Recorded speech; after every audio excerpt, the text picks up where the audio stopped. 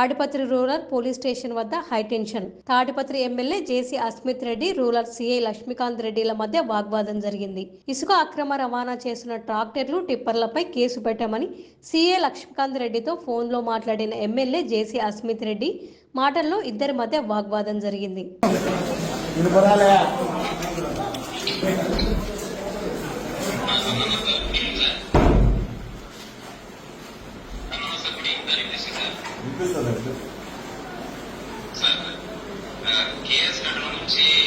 నాకు ఎక్స్ప్లెనేషన్ నాకు వద్దాయా?